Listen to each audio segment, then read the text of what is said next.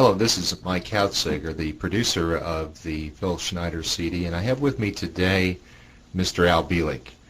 I asked Mr. Al Bielek to come on and say a few words about his experience and his relationship with Phil Schneider. He knew him very well, and in fact he knew him several years prior to his death in 1996, I believe it was. So I asked him to come on and just share with us, share with you, perhaps some of the private conversations that he had with Phil, because there were many times they spent, I guess, at a conference, a hotel room together. They had a lot of conversations together. They were close personal friends all the way up toward the end. And with that, Al, thanks for being here today. Oh, thank you. Hopefully I can contribute something to what is sometimes called the mystery of Phil Schneider. I don't think his life as such was any mystery, but prior to the point when he went public, perhaps it was, because he worked for the government in one capacity or another for many years.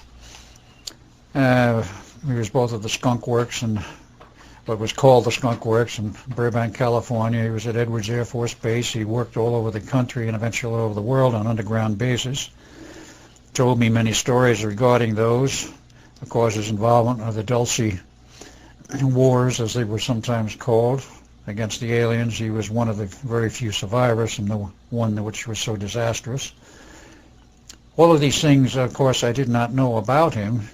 In fact, never heard of him until sometime in early '93, as I remember, when I was at a conference doing a lecture course in the Philadelphia Experiment in Seattle. He showed up, introduced himself, and says, "I would like to talk with you." He says, "My father, Oscar Schneider, was part of the Philadelphia Experiment." Well, of course, my ears perked up. And over a course of time, he told me some things about his father. At that point, I believe his father was still alive. It was shortly after I met him that his father died of cancer.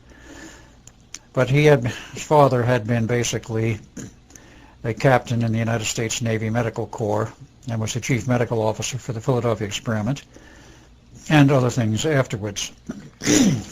Now, didn't his father, that's Oscar Schneider, tell him, Phil, this information just before he died?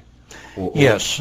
He knew that he was involved in the Philadelphia Experiment. That was an open discussion well before he died. Well before, okay. But what was not open discussion until 2 weeks prior to his death, when Oscar knew he was dying of cancer and was, I guess, irreversible at that point, he called Phil into his bedside and says, "Phil, I want you to know my real history." I says, "I've always told you I was born in the U.S. of Jewish parentage and such." I says, "That's not true." He says, "I was born in Germany many years ago. The exact date I don't recall. But during the period when Hitler was in power, it was when Oscar grew up. He was a master machinist, and I'm quoting what Phil told me. His father was a master machinist at the age of 14, which was quite an accomplishment in Germany then, and eventually enlisted in the Navy and became a captain of a U-boat. According to what I was told, Oscar Schneider had something like 68 successful kills, that is, sinking English or French shipping during the early part of World War II, because the United States was not involved until after December 7th, 41. And he was captured at some point along the line by the French. He was taken in custody. He was held there in France late, I think he said late 39, early 40. Sometime in that period, I'm not quite sure of the dates, but it was in that period around the early 1940. And some negotiations took place, and at some point, the Third Army of the United States was involved. When, of course, we had some troops over there. He was turned over to the American troops and brought back to the United States, and suddenly given the same rank in the United States Navy as he'd had in the German Navy, that of a captain. And of course, he was a medical officer. Now, Phil asked the same question I did. If he was a U-boat captain and he comes to the United States Navy, how could he suddenly become a medical officer? Well, another statement you said, Al, I see is odd. Did he tell his son that he was Jewish? prior to the true story. He was not Jewish. So Phil thought he was Jewish. Yes, but he was really not. German. He was really German. Okay, so that was the cover. Right. He was actually born about 1905, if I remember correctly. And the official Navy record, which I have seen, says that he was born in 1905 in some little town called Cisco, California. Went through University of California, Berkeley for his pre-med. This Phil? This is for Oscar Schneider. Oscar. This is the official version I'm talking about for the Navy, which I have a copy of somewhere. And when he finished his pre-med, he went to Harvard for his medical, his internship, and then joined the Navy and worked his way up through the ranks as a medical officer. That's the official version. The unofficial version and the facts are quite different. Now, how Phil Schneider, of course, had no choice but to accept the word of his father, but how Phil Schneider thought about this, I don't really know, except he questioned it just as much as I did. How could a man who had been in the German Navy for a number of years as a captain, going around as a U-boat captain, sinking Allied shipping, suddenly become a medical doctor? It had to be a cover, which the Navy made up the whole story of his original being born in the U.S. and going through all the medical schools here. Well, do you think, Al, that his being brought over here to the United States was part of Operation Paperclip? No, it was long before Paperclip. Paperclip is 1946. He was brought over to the United States and sometime in, I believe, late 41. And did he say why he was brought over or why he came over? To become part of the Philadelphia experiment was the information I have and the information which I believe Phil had. He was put into that immediately. Now one has to ask a question, why? Having read some of the private papers of Oscar Schneider, all I can say is for an MD to run off the mathematical equations I have seen and references to time travel and equations for time travel, I knew the reason why the United States government wanted him. He apparently was involved somewheres, and I have to say this as an assumption. He was apparently involved somewheres in the background of the German research on time travel and time research, because they had a program going also, as we did. And our program, of course, was heavily concealed under very high security starting in 1936. But the Germans allegedly had a successful time travel system functioning before World War II was over. And it would appear that Oscar Schneider had knowledge of this, and because of his knowledge of this, was assigned to our project, namely the Philadelphia experiment. Now, the Philadelphia experiment was not truly a case for time travel. It was a case for using manipulations of time in the time field to create invisibility, but there was a relationship. That's my data, my assumption, and what I have been able to put together on why they wanted Oscar Schneider in the U.S. Because otherwise, why would you take a naval commander from Germany who had sunk all kinds of ships, including maybe your own? And at this point, I don't believe he had sunken a U.S. ship, but Allied shipping, and suddenly put him in the United States Navy at the same rank he had held in the German Navy? Well, did Oscar ever share that with Phil as far as the reasoning that he was brought over? I don't know whether he really did or not. I discussed this with Phil quite a lot, and Phil did not give me all of the background that he knew about his father, except this aspect.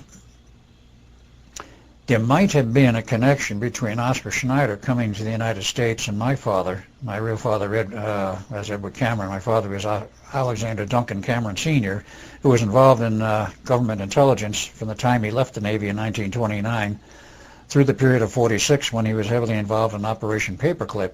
He brought a lot of German scientists into the U.S. I certainly don't know who they all were. Could he possibly have had a connection with Oscar Schneider? So, I think it's possible. Okay, so in your conversations with Phil, did he say anything else about this, his dad and the Philadelphia experiment specifically to you? Did he say? The only other things that came out specifically was that Phil's father and my father were very close friends. Okay. And they used to go on fishing trips together out of Sarasota, Florida. This was, of course, after the war was over. But I can make an assumption here without really knowing the facts that they might have known each other before Oscar Schneider came to the U.S. That is a possibility. Okay.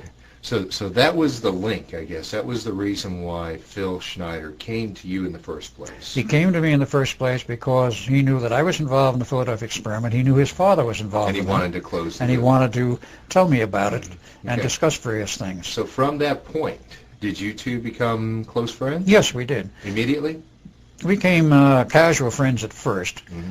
And as time went on, I kept talking with him. I says, Phil, with what you know about various things in the background, plus the Philadelphia experiment and what you say you had been involved with in building underground bases and traveling in the underground and building the underground tube transportation system, why aren't you out talking about this publicly? He says, you're not involved in the Navy anymore. You're not in the service. You're not working for the government. So was he retired at the time? He was retired.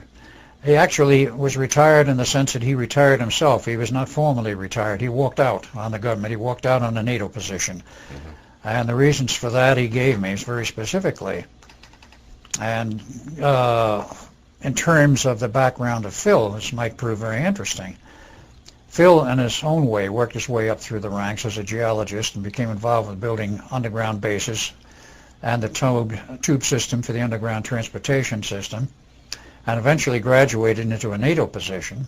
It was all over the world, and he knew how many underground bases were built in the U.S. as well as worldwide. He used to tell me 131 in the U.S. and about 1,400 worldwide, of the type we described, which was 1 to 3 miles underground, anywhere from 1/2 to 3 cubic miles of earth were removed by nuclear detonation, and to create this huge cavern, because earth is the rock is porous, and if you choose the right earth materials, the right rock material, which he was an expert at, you had to use certain types of rock material to build the underground base, or you just forgot it. It had to be certain layered rocks, certain structures, which I am not familiar with, but he was. And you would build these underground bases. They were all over the world. They've been built by other nations also.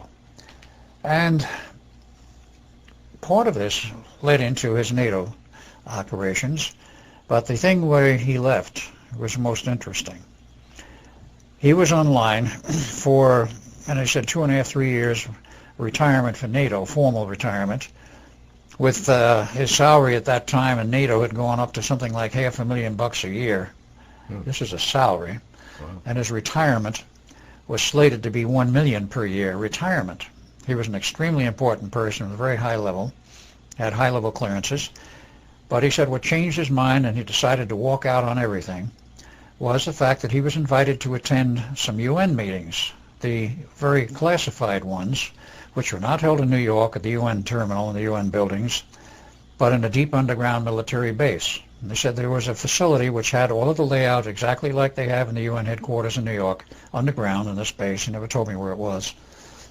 But there was an extra row of chairs, or a ring table and a row of chairs above the rest, which was not extant in the usual settings for the UN, for the meetings. Everybody would go in there, including spectators were there, himself and some other people. Everybody would sit down and be waiting, and then the final group came in, would sit at this upper tier of chairs. They were all tall grays, extraterrestrials, 7-footers. Like the ones he shot in Dulce? I don't know if he ever shot a 7-footer.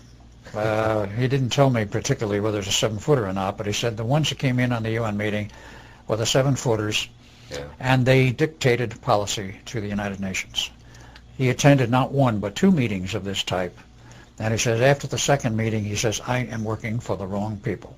Had a conference that day with some of his NATO friends in the NATO Department of Geology, I believe is what he called it. There's a whole group of about 40 of them. They all decided they wanted no more of any part of it. They walked out on retirement, salaries, everything. All 40 walked out the same day and wiped out the NATO's Department of Geology. And he retired. He went back to Portland, Oregon. He was living alone in his own apartment. I had an ex-wife and a daughter, about 8 years old, I met at that time. She's a little older than that now. And sort of ruminated within himself, talked occasionally before one group in Oregon, which was the Western Bigfoot Society. There's photos of him talking before that, and there is one article published on the net about it. He used to talk about some of the things he knew at this Bigfoot Society group, but he never went totally public. This was a private group. It was not a really public group. I kept insisting. with what you know, Phil, you should go public with this. I said, it's in the interest of the public. They should know some of these things. I said, I'm not telling you you should say everything you know, but certainly about the underground bases and operations and so forth. So I finally got him out on the lecture circuit after we talked about this quite a bit.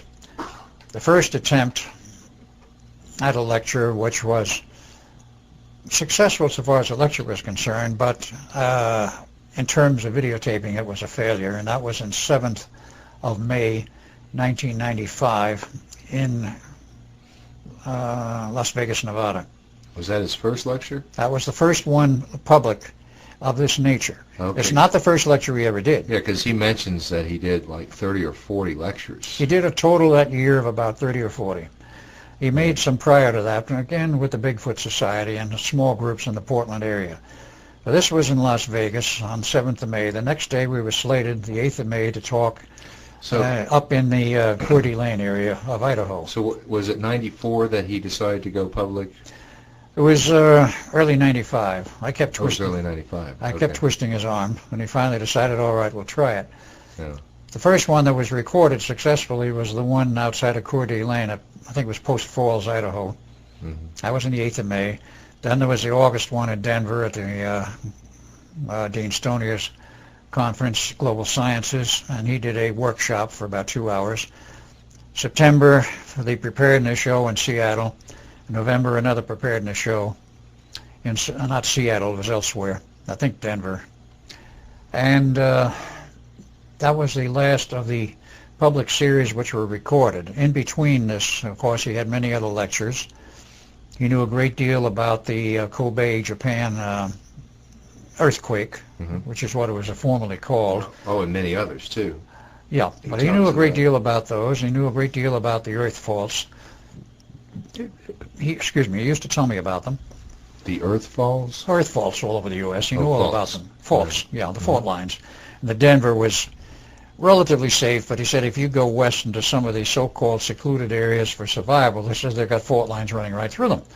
He says the first ridge of the Great Rocky Mountains, as an example, is loaded with fault lines. He says you don't want to be there. He says you go further west in the second ridge. He says you're okay. He knew all the geologic layouts and where the problems were and such. But he was invited to go to Japan to speak over there. The State Department refused to let him go. They says you're not going. He says we know you have a passport, but you're not going to Japan. We will not allow it. Oh, because he wanted to talk about the Kobe earthquake. He wanted to talk about the Kobe earthquake and a few other things. And they wanted to find out, didn't they? And they wanted to find out the facts of what he might know. So they arranged that. Since he's now long gone, it doesn't make any difference. He arranged it very neatly. The Japanese says, we'll pick you up out of Vancouver, BC. He says, we'll fly our own jet over. Says, you drive up. Says, you can drive across the border with no problem. Of course you can, unless there was a strict order at the border that he's not to go, which there wasn't. He could just, as a tourist, drive across the border into Canada on a driver's license. He didn't have to show a passport. So he did that. And he met them at a particular airport in Vancouver area, and they flew him over to Japan in their private jet. He was there 3 days lecturing on the Kobe earthquake and who knows what else. When you say they, who were the they? They were the top executives of major Japanese corporations. Mitsubishi is one example. I remember he mentioned Mitsubishi and some of the others. I don't remember all the names. So they must have given him quite a bit of credibility. Well, they did give him a great deal of credibility. Was there any retribution that the Japanese enacted as a result? No, there's no retribution on the Japanese or by the Japanese. By the Japanese, yeah. I No. mean, because obviously what Phil's saying is that we blew off an atomic bomb that caused the earthquake, right? That's exactly correct. Now, there was a tactical nuke in the harbor, which was planted by, as he said, Navy SEALs. And it followed a long argument between the United States government and Japan over the fact that Japan was the world's leader in synthetic intelligence computer technology. And all of it centered in Kobe. Right. So, what happened with the executives? That's an unknown, to me anyway. Kobe was leveled, and particularly the building which contained most of the research for this was leveled. And he told me that 70% of the Japanese scientists working on synthetic intelligence computer systems were living in Kobe and were working on that project there, and it was leveled. And that put them out of business, and the U.S. government probably whatever elements in the government, it can't accuse the whole government, it's certain sections sure, within it, sure. Probably felt satisfied. There was no repercussions that I know of, but at the same time, those executives learned what Phil had to say regarding the facts of what happened, and what may have happened after that, I have no idea. Okay, and about what day again was this? What was the date when he was actually flown to Japan? Was it 94 or 95? It was in 95, after he had gone public, and I would say it was in the fall months, but I'm not sure of the dates, okay, because Phil died, murder by suicide, if you will, on or about the 10th of February of 1996. right. It was just before he was going to go to the Global Sciences Congress in Florida, that winter Congress. Mm-hmm. Well, let's go back before we get into his death. Right. You again, had a lot of contact with Phil. And didn't you spend... We spent a lot of time with him, going around lecturing, particularly that period when we were in Cordy Lane in the hotel there, sponsored by a woman who is now dead. She brought a lot of people in, lecturing all over. But didn't you share a hotel room with him? Yeah, shared a room with him. Did he share any other information? Yes, he did. With you besides what we are going to see on the CD, on the videotapes? He mentioned Area 51, mm-hmm. and a very interesting incident that occurred out there. He had business during the time he was working for the government to go out to Area 51 periodically and see some particular officer in the, I think he said the Air Force, I'm not positive now, rather high rank, on business related to what he was doing. And in this one particular day, he said when you went out there, you went in, and you went into the outer office, and a Marine guard there says, Mr. So-and-so is not ready to see you right now. Please have a seat in his office.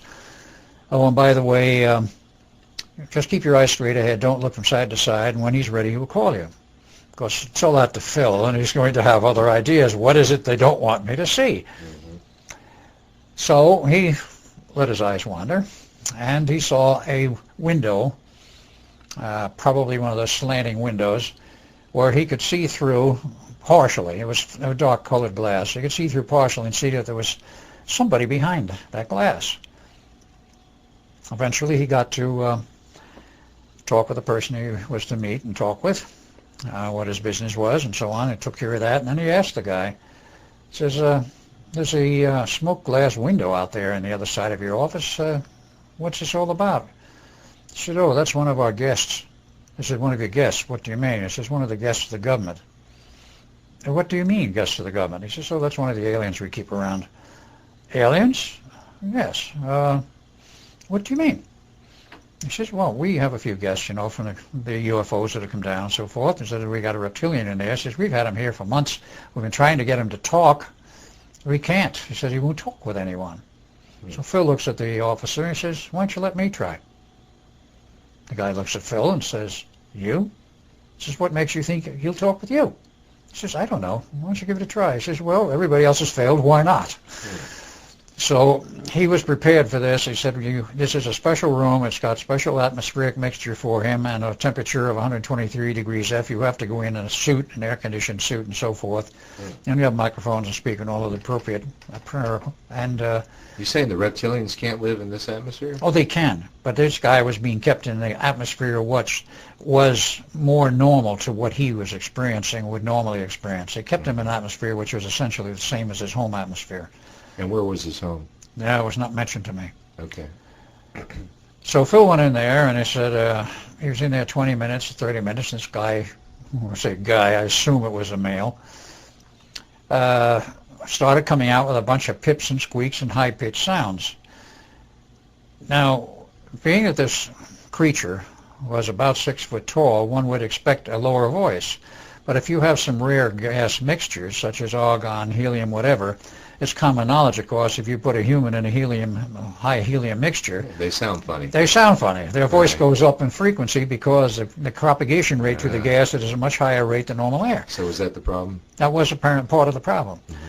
So eventually Phil did get to talk with this creature, and they exchanged some thoughts and ideas.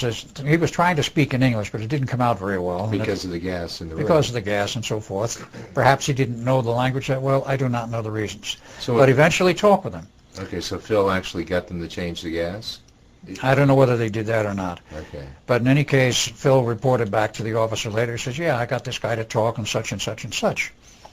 Well, at the time when Phil admitted this to me, I asked him, I said, what did the guy tell you? What did he talk about? He says, don't feel comfortable about talking about that at this time. He never did tell me. But he got a permanent assignment for 3 months there as the official interpreter for this alien. And nobody else could talk with him, except this guy would talk with Phil. Wow. So what information came out of that, who knows? But the government, it's too bad. The government was trying to, of course, to interrogate all of these captured aliens that were still alive and find out where they're from, what they were doing here, and whatever they could get out of them. And apparently it was a fairly successful program, because I know one other person who was on the lecture circuit for some years, Dean Stonier's up in Denver, who was lecturing about the aliens and admitted openly that he spent 7 years in the Pentagon on special projects related to UFOs.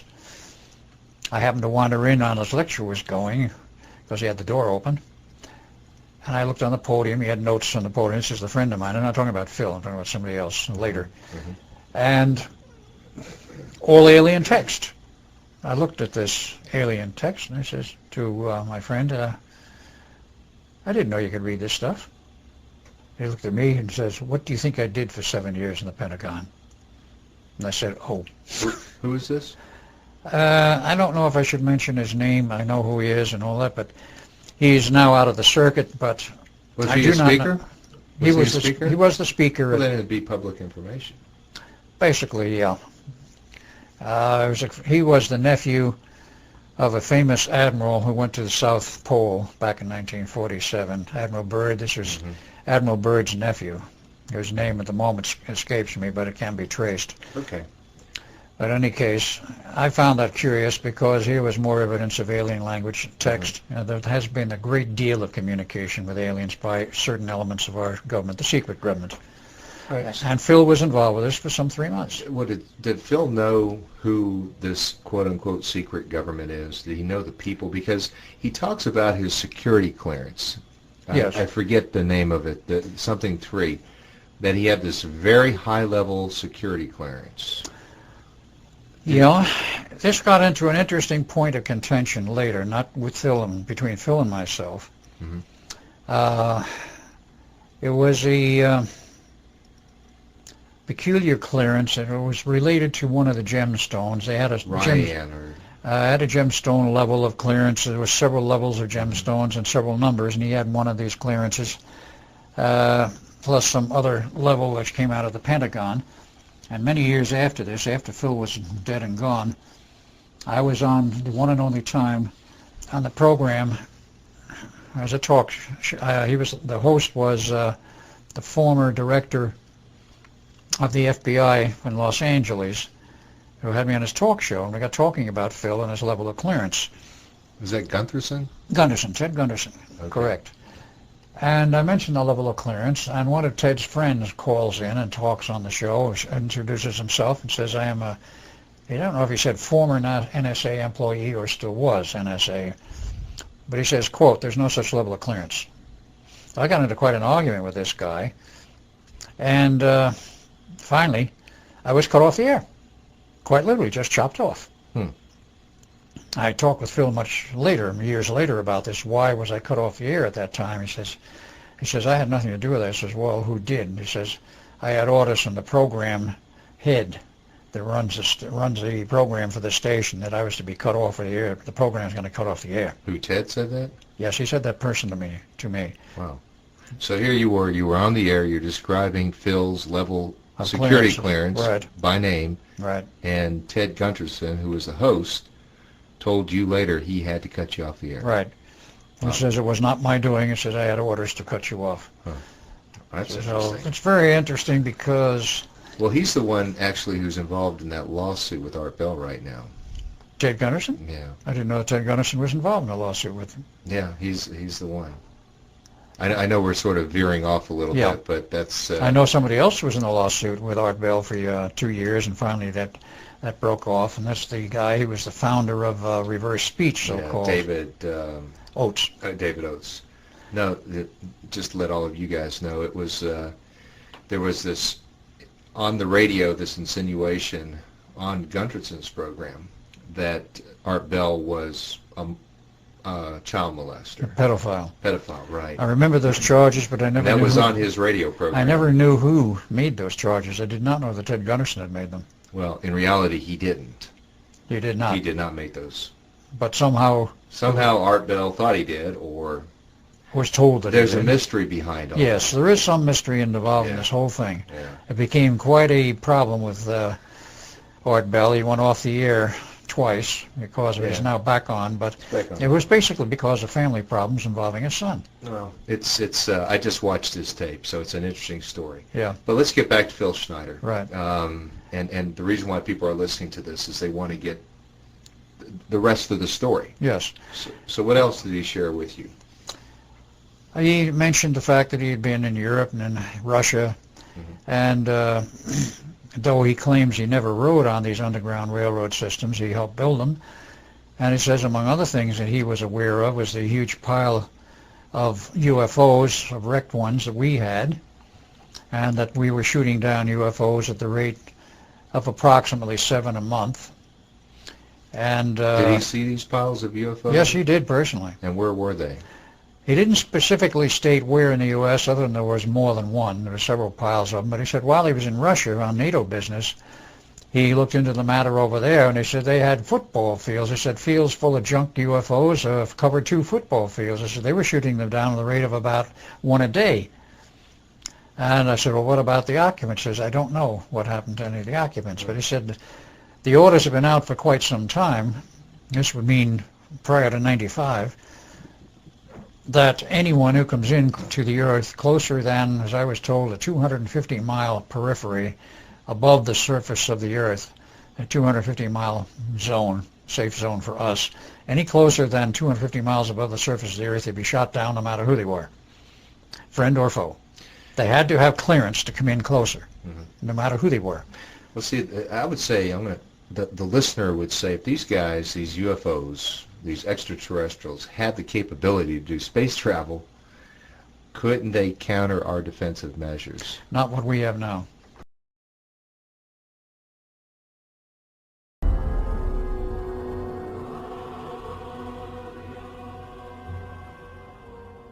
A few years ago there was an astounding book published. It's called The Day After Roswell. And it's written by a gentleman called Philip Corso, who's now dead. He had a military career that lasted more than 20 years, and during that time he served at the White House, and then he was a senior official at the Pentagon. And in this book, which is an astounding book, he clearly says that there is a war going on in space.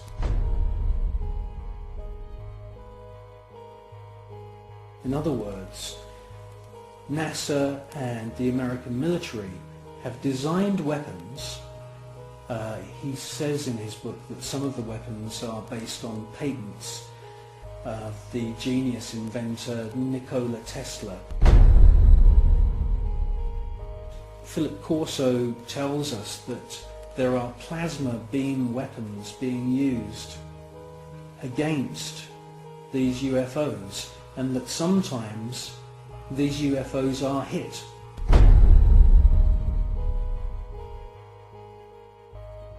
A special team then travel out to wherever it is in the world and collect the wreckage.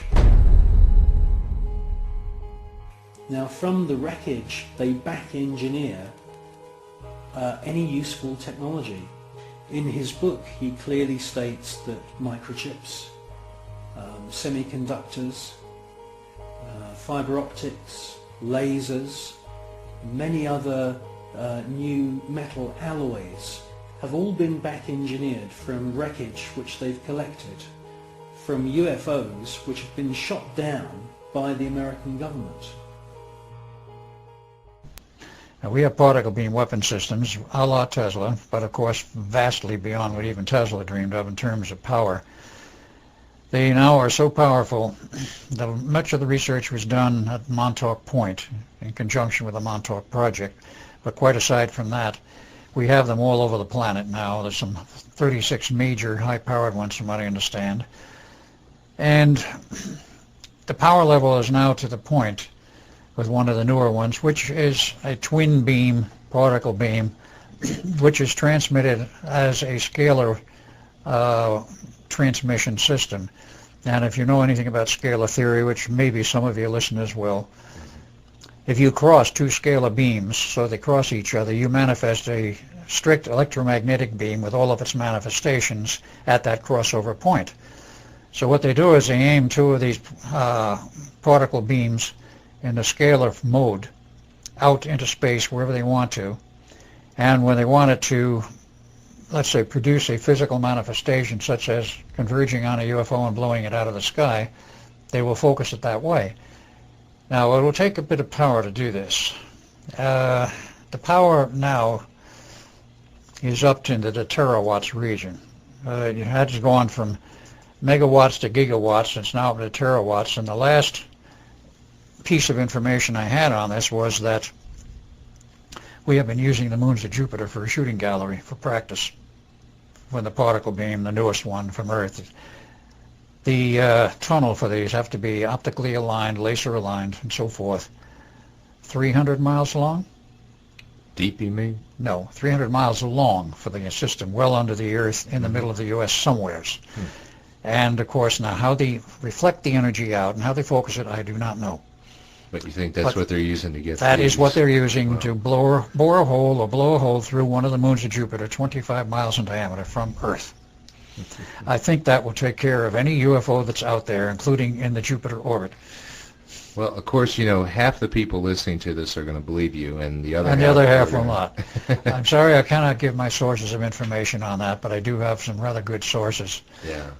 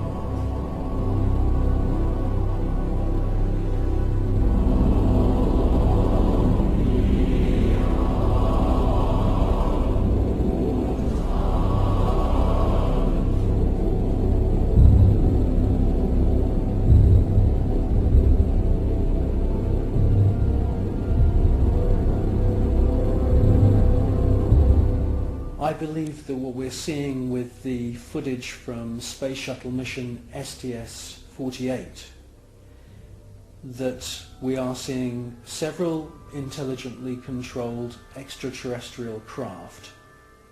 And yes, I do believe that the flashes are the firing of some very, very top secret weapon which is able to produce an electronic or electromagnetic plasma kind of death ray that is being used against these UFOs. I do believe that that is exactly what we're seeing.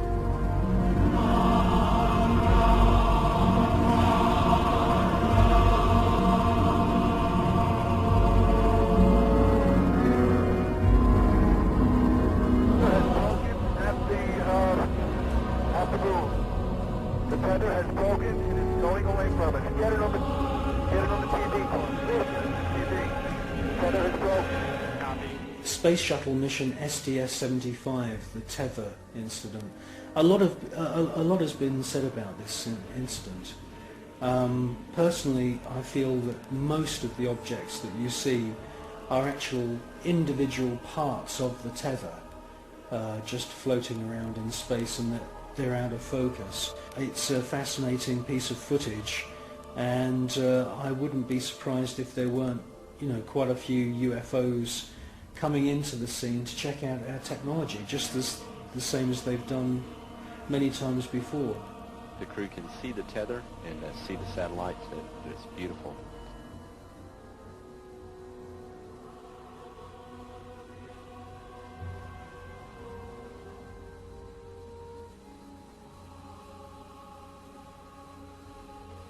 This view showing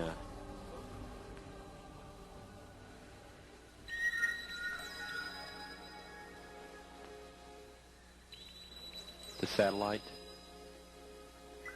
Again, just moving into sunrise. 81 nautical miles now from Columbia. Okay. What else did Phil tell you that was interesting in those private moments? Well, he showed me, of course, his scars, which were obvious. They're on the video. They're on the video. Right. There's nothing unusual about that. But he told me about one of his encounters in the underground when we were doing a bore for preparation to build an underground base. They said the typical procedure was they bored a large diameter hole, large enough to run a captain's chair down through. It was about 6 feet or so in diameter. And it could be earth boring, it could be laser, it could be whatever. But they bore this hole down, he says, anywhere from 1 to 3 miles. The goal typically was between 1 and 3 miles, no less than 1 mile. But his job was, when they had it down to the depth they wanted, he would go down on the captain's chair, literally physically down in the borehole, and examine the rock structure at the bottom to see if it was a kind of rock structure that would be possible to use to create by blasting their underground base. He says more than once it happened that as they were boring, they hit an open area, an underground cavern system. And he was dropped down, the first one of these, where it happened that way, he was told get on the chair and go down and find out what's down there. Well, I took lighting with him. He said he didn't know what to expect. Is this the Dulce Wars you're going to talk about? No, this is before the Dulce Wars. So there was another one. This has nothing to do with Dulce Wars. Ah. This is in his standard procedures of building the underground bases. Wouldn't it get hot? I mean, I could imagine if you're being lowered down 3 No, this miles. is another great misconception. I've done a lot of spelunking in my life, and this is one of the strange things they tell you. In all of the natural caves and natural cavern systems, they are the same temperature the world over, averaging around 52 degrees Fahrenheit, night or day, summer or winter. They vary maybe plus or minus 2 degrees from that. But they hold right around 52, and regardless of the depth, they're still 52 degrees. Now you say, well, what about volcanoes? They have a special structure, and apparently the volcanoes, of course they're hot. You got molten rock. But there's no truly accurate theory to explain why you have volcanoes with all this molten lava, which is assumed to come from the center of the earth. It does not. Why we have volcanoes is still something of an unexplained mystery, and even Phil couldn't come up with an answer on that one. But he went down on this one case on the chair. So this was before the Dulce Wars. This is before the Dulce Wars. Good. You go down to the chair and go down to the left, get out of the chair. It's wandering around in a very dim cavern system, very foul air. Apparently sort of breathable, but very foul air. And with his lighting, he looked around there, and he thought he saw a shadow or something moving. He wandered around one of the corners of this cavern system, was face to face with an alien. He said he looked at it looked at him. If I remember correctly, he described it as a reptilian. But he says it went for something on his chest. It had some kind of a plaque or thing on his chest. Now, he describes this story on the But he said he pulled out his 9mm Ruger that he had in his pocket. He wasn't supposed to have in his suit, but he had a hunch to take the gun with him that day, and he did, and he shot this thing dead before it got him. He said this happened more than once. Well, I thought this was the Dulce Wars you're talking about, because he said that 60 or so soldiers actually got killed in that exchange. In the exchange in the Dulce Wars and the Dulce Tunnel, but this was a totally separate phenomena. See, when he was talking about exploring This is when I say private conversations. Okay. He was exploring these caverns when they hit them. When he went back up finally and told them what happened, he said he got the impression that they knew all about it. And he says eventually he learned the government knew where these underground caverns were and that they were inhabited. So how is that experience different from what the Dulce Wars were? The Dulce Wars was going into a base they already knew, already had. It was originally a government base. It was turned over to the aliens, and they took it over completely and eventually kicked out the scientists, wanted to run it entirely on their own. The government wanted it back, and this was in New Mexico, of course, and from my understanding of the history of it, it was originally built as a storage depot for nuclear waste. But the governor of New Mexico at that time says, you're not dumping that nuclear waste here in an underground facility in New Mexico. You're not going to use it for that, even though it's already been built for that purpose. Eventually, it was adopted for the, I guess what one would say, the underground labs and experimentation, which took place at Dulce. The aliens were invited in. They more or less took it over, and then eventually totally took it over. But the attempt to get it back from the aliens, some 66 people went in fully armed, or they thought fully armed, and only 4 or 5 total came out. Phil was one of those that came out alive, all injured, had to be carried out by Marines they brought in just to carry them out, and even the Marines were hit. And he recovered slowly. He had severe burn marks. He had a hole in his chest and other burns. So that's a different experience. Totally separate from what than the one he talks about with the alien who shot him single in the chest. one-on-one where he shot them. So Dulce was not one-on-one. This was a known number of aliens at the other end of the tunnel, right. Costing 66 people, including most military, heavily armed, or they assumed they were adequately armed, Right. and literally took all of the military out. They had weapon systems we did not have at that time. Yeah. Now, did he ever say he was physically on board a UFO or ET craft? I do not recall that he ever mentioned that, no. Okay. Was there anything else that was bizarre that he shared with you? Yes, he did. If you get into the period after he left the government, he remained, as he said, quiet for about 2 years, 2.5 years, didn't talk publicly. He took his oaths of secrecy seriously and wouldn't discuss any of what he had done.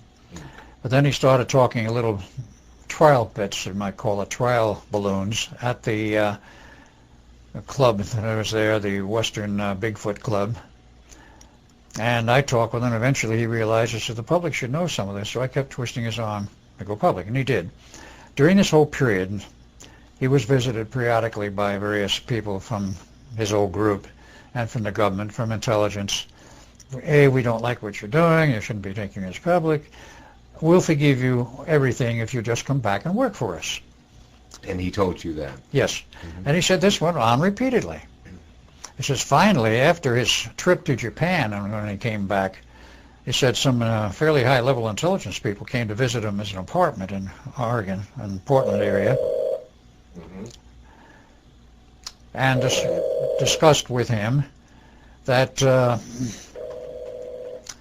he says, we want you to know, Mr. Schneider, you have done a great deal of damage to, let's say, the whole infrastructure, a great deal of damage to the New World Order. He says, how much? He says, it's incalculable. He says, you have done major damage to them with your lectures. But have they really? Has he really? This is what he was told, and this is what he passed on to me. That's a good question. Did they really? Of course, he got the same pitch again. We'll forgive you all of this if you'll just come back with us. We really need you. He kept telling them no. Well, it's from that point on, apparently, that they started the attempts on his life. Every conceivable form. I think he mentions that there was around 13 or 13 so. Before, of course, the 14th to go. Yeah. Okay, but yeah, they go through the whole thing. He goes through that. Why don't we focus in on what really got him, because you seem to have a pretty good handle on what really got him. Yeah. Okay. I was given a phone call by his ex-wife a few nights before the February conference was to start in Florida for Global Sciences, because he was to be a speaker, he was a scheduled speaker there, and he was going to come up to Atlanta from there and do some major videotaping on what he knew. He kept saying, I have lots to tell you. I've only scratched about 1% of it. And he says, I want to put it all on record. Oh, it's too bad we don't have that. And it's too bad that he never got to it. But in any case, that's what he said he would do. And on that night, I believe it was the 10th of February, I got a call from his ex-wife saying Phil is dead. He's been found in his apartment. We think that he had a heart attack and heart failure. And where did he live again? He was in Portland, Oregon. Mm-hmm.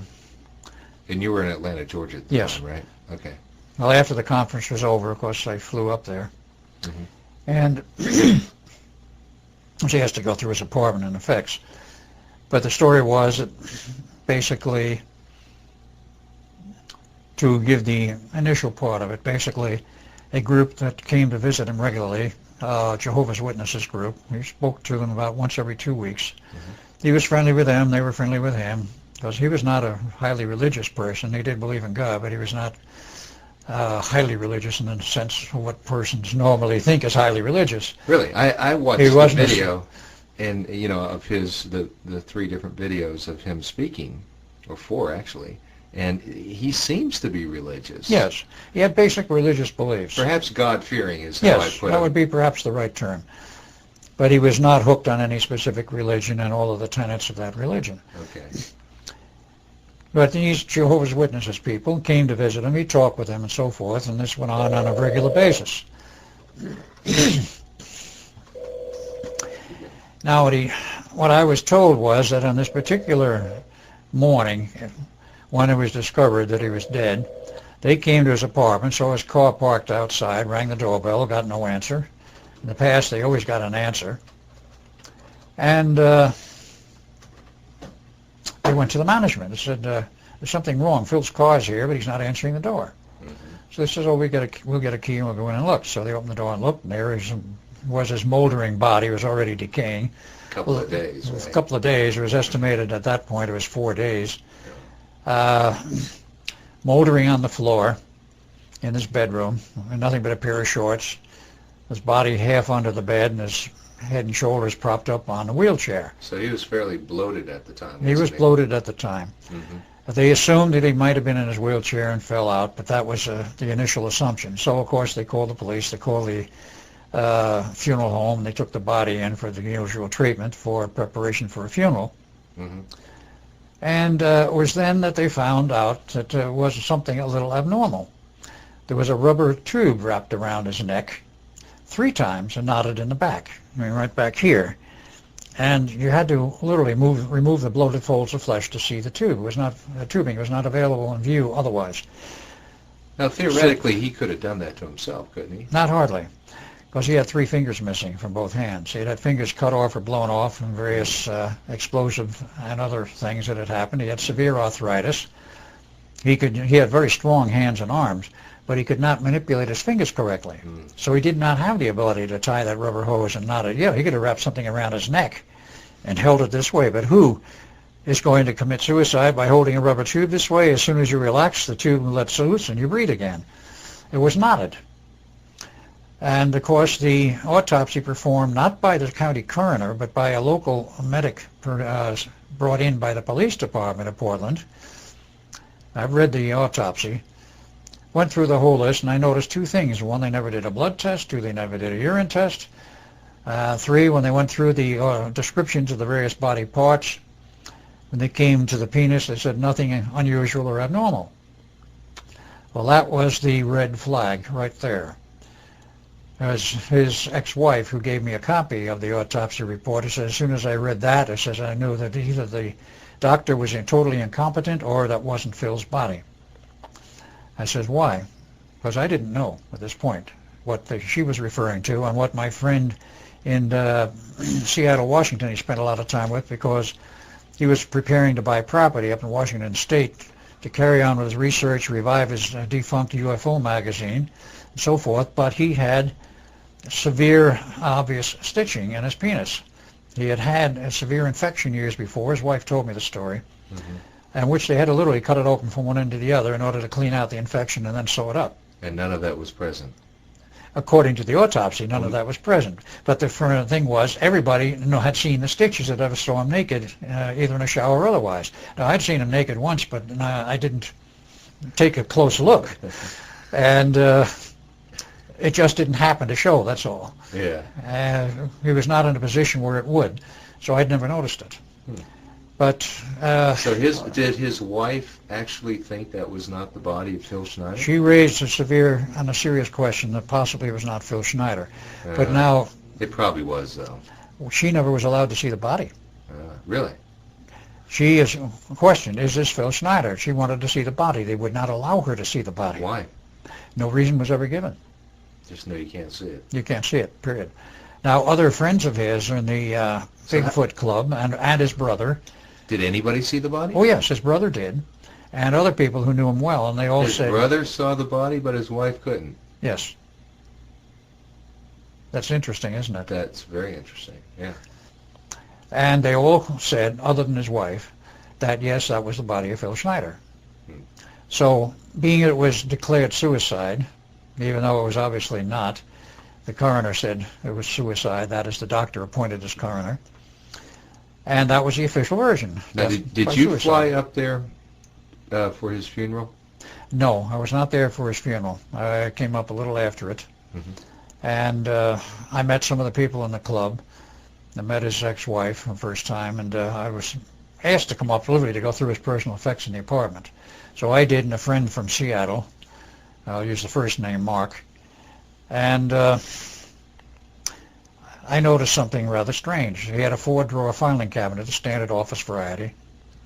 It was totally empty except for perhaps 2 inches of papers in the middle of one of the drawers, in which I looked at it. It was nothing but the receipts and filing papers for a business which he attempted to run as a consulting engineer of some kind some years prior. So who cleaned his file cabinets out? That's a very good question. Who cleaned out the filing cabinet? What about his brother or wife? Did they go through it before? No, his wife said absolutely not. She didn't go through anything. His brother said nothing about going through anything. So how did you get access to his Because apartment?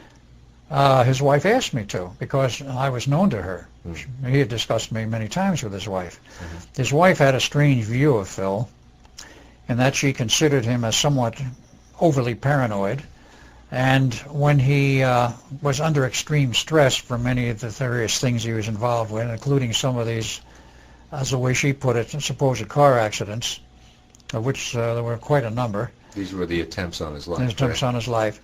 She said he'd go into a strange mode of withdrawal and invent these stories. She did not believe half of what he had to tell her. Now, that I'm stating it as I know it, and as she stated it to me. But it was obvious that he was dead, and she took me to the apartment and wanted me to go through everything that was there. Now, one other thing I went through was his photo album, because I was interested in seeing the photos, which he said there were many photos in the album of his father and my father together on fishing trips. Gone. Pictures of him as a kid. Gone. So everything was gone, basically. Everything was gone except the pictures of his father and wife. As a normal human being. As normal human beings at an older age. And wasn't there a lot of money missing? Yes. He had sold just approximately 3 months prior to his demise his gem collection. He had quite a collection of gems, valuable gems, as well as a rock collection. The rock collection was still in the apartment. He told me on the phone that he had sold his gem collection for some $90,000, which was a lot of money. And I know what he wanted the money for. He was going up first to Idaho, and I went with him on 1 or 2 trips, looking for property to buy to move up there and start up some kind of a survival thing and do his own research. He went up to Seattle to meet my friend Mark up there, and he and Mark went all over Washington State, and the rumors were that he had bought property up in Washington State someplace, but that never turned up. There was no deeds, no title, nothing could be found anywhere in any of the searches of the state records that he had bought any property. But the money was missing, some $90,000. So whether he did buy property or not, we do not know to this day, and whether the money was just absconded, we assume probably it was, but we don't know. Now, there's some other interesting aspects as to what disappeared. He was known to have a safety deposit box. It was common knowledge among his friends. He mentioned it to me many times. He mentioned what he had in it, among other things. That was a collection of gold bars. And I said, gold bars? He says, where'd you get them? He says, from my father. I says, did you ever see any of these gold bars? I never saw them, but a number of friends in the Bigfoot Club did see them, and I talked to them about them. I says, did you ever see these gold bars? He says, oh, yes. He showed them to us many times. He brought them out of his vault, brought them down here, showed them to us. They all had the death's head stamped in the bar. And the death's head? Yes, this was the symbol for the German submarine service. They were all commanders, captains, that is, of the German subservice had to carry a certain amount of gold bullion with them. That was law required in Germany.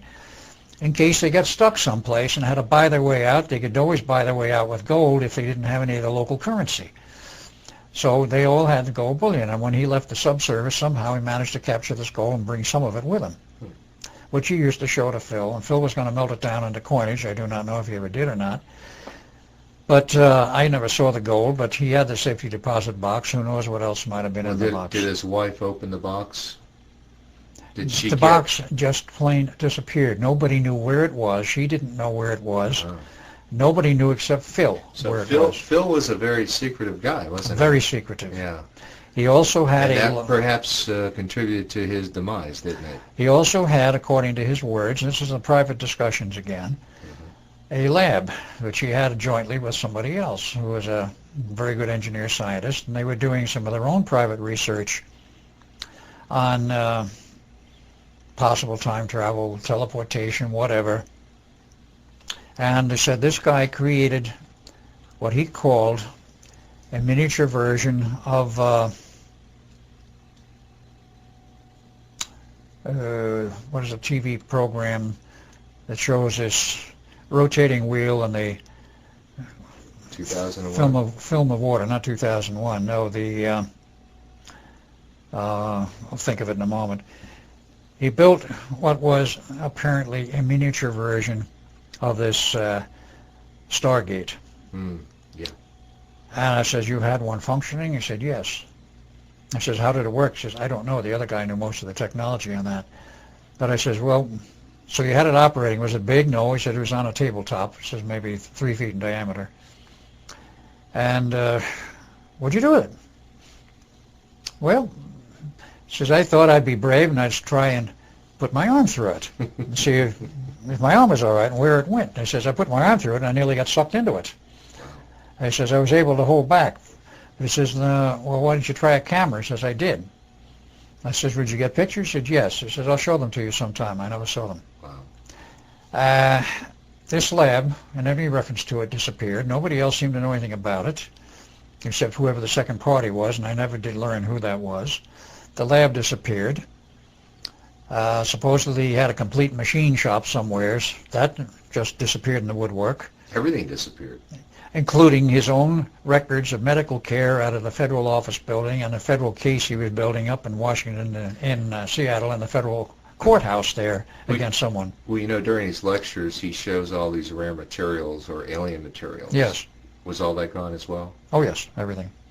So we at least know from the videotapes that he did have some exotic materials. I had them in my hands. I examined them. So, but you go back to the apartment after the death, all gone. Right. His bowling ball was still there because he used to bowl once in a while. With 3 fingers? Apparently. Well, if he could bowl, he might be able to put that finger you can do it with 3 fingers. I guess. He was strong enough. Huh. What about all those pictures, you know, the Bikini Island atomic explosion? Were those gone or were those still there? The ones that he showed publicly were still there because that was already in the public domain. See, that's why he should have gone public even more. Yeah. I say, yeah. Well, we can do that Sunday morning quarterbacking here, I guess. Oh, yes, exactly. Yeah.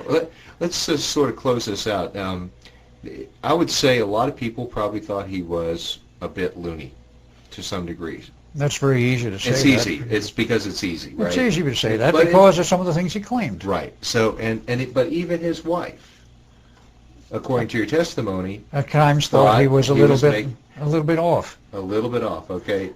So, but based on from your experience, and you knew him as well as anybody knows him, how did you find him to be, as far as a credible person? Very sane, very stable, very credible. He could back up all of his statements with some kind of evidence which connected with things I knew. And everything hung together. Now, the claims that he committed suicide don't hold water for another reason. His wife, of course, was totally against that idea and theory. He says, he's got an 8-year-old daughter. He loved his daughter. He came over here all the time to see her. He was trying to save money up for her education. He established an education fund for her. And he said he spent all of his spare time that he could over here seeing his daughter and, of course, seeing his ex-wife. He says he told me, he says, after we were divorced, my ex-wife and I became very good friends, but he said before that we never got along. Happens a lot, yeah. It happens quite a bit. So he had a lot of reason to live, didn't he? He had many reasons to live. But he must have known by going public that his life was in jeopardy. Oh, he was told that many times. So why do you think he still insisted on going Because public? he said as long as he could, he was going to keep trying to put the information out to the public, that he felt things could be done in a better way than they were being done, as of course you can hear him say himself in his lectures.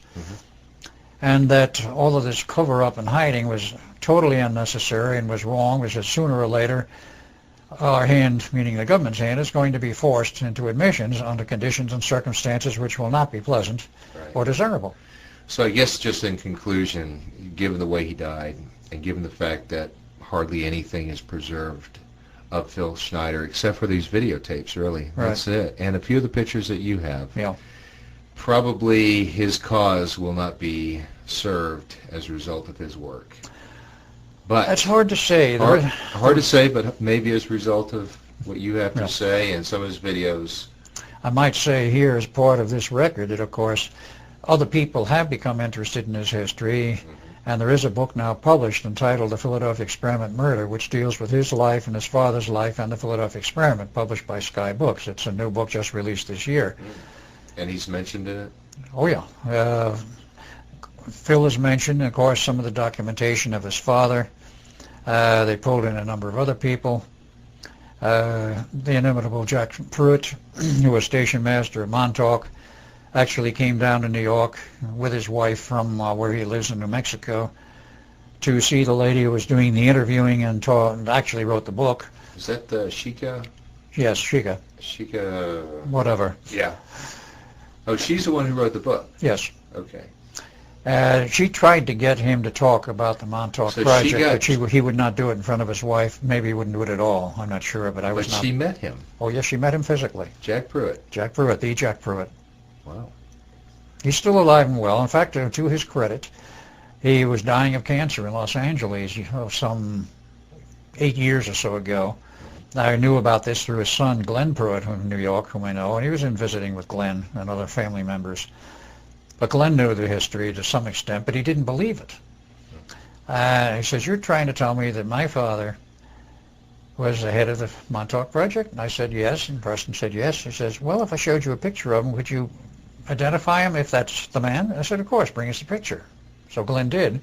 I took one look and says, "Yeah, that's Jack Pruitt, the same guy as the station master." I said, "A little fuller in face in that picture than when I remember him," as I remember him. Preston took one look and says, "Yeah, that was him." Okay. That's interesting. All right. Well, Al, thank you for your time, and I hope this sheds a little bit more light on the hidden mystery, really, of our friend Phil Schneider. Mr. Phil Schneider. There are many mysteries connected with his life, and I was privy to some other things, including special photos of him standing next to an early U-2 and also next to the first stealth fighter. Talking about Oscar or Phil? Phil. Phil worked in the Skunk Works, and he was there at the time with the construction of the famous new fighter aircraft, the stealth fighter, and of course the stealth bomber. That Aurora? No, not the Aurora. That's totally separate. No, the regular stealth fighter and stealth bomber, the B-2 bombers is called a stealth bomber. He was part of that program? He was part of that program, and there's a picture of him standing next to it. He showed that picture to you? Yeah, so that's gone too. Well, I'm sure. Okay. Thank you, Al.